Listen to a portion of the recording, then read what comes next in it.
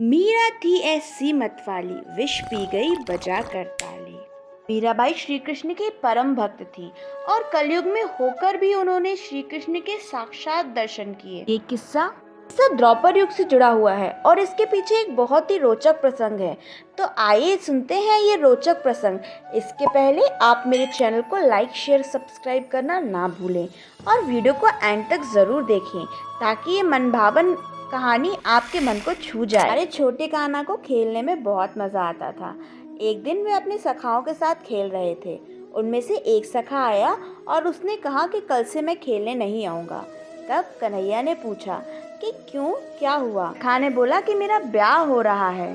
कृष्ण जी बड़े उत्सुक हो गए कि मेरे मित्र का ब्याह है, चलो हम भी दुल्हन देखेंगे। कन्हैया के मित्र की जिनसे शादी होने जा रही थी उसका नाम था माधवी।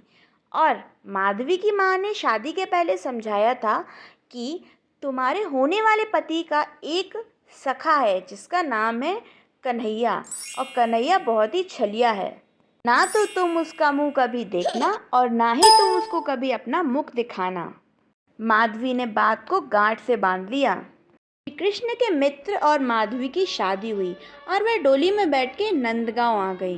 तभी श्री कृष्ण ने रास्ते में डोली को रोक लिया और बोला, जरा भाभी का मुंह तो दिखा दो। माधवी को अपने माँ की बात याद आ गई तो उन्होंने घूंघट को और नीचे कर लिया। छोटे से कन्हैया तो अपनी जिद पे अड़े थे और बार बार बोल रहे थे, भाभी अपना चेहरा तो दिखा दो। बार हट करने पर भी माधवी को अपनी माँ की बात याद थी और उसने चेहरा नहीं दिखाया। तब श्री कृष्ण माधवी से रुष्ट हो गए और बोले कि आज के बाद मैं अपना चेहरा कभी नहीं दिखाऊंगा। ऐसे ही समय बीतता गया। एक दिन नंदगांव में बहुत वर्षा हुई और श्री कृष्ण ने गोवर्धन को अपनी उंगली पर उठाया।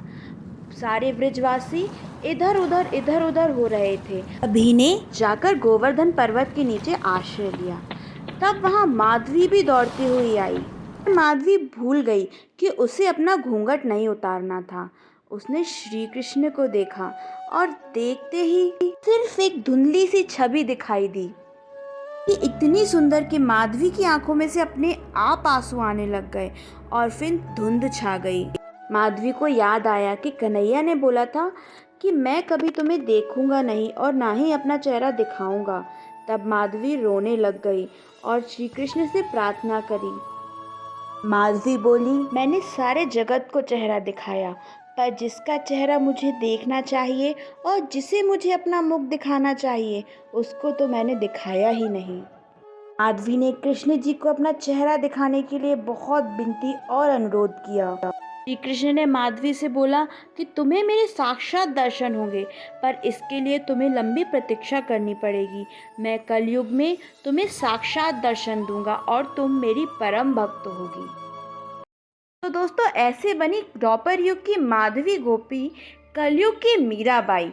तो अगर आपको ये प्रसंग अच्छा लगा है तो कमेंट बॉक्स में राधे राधे लिखना मत भूलिएगा। धन्यवाद।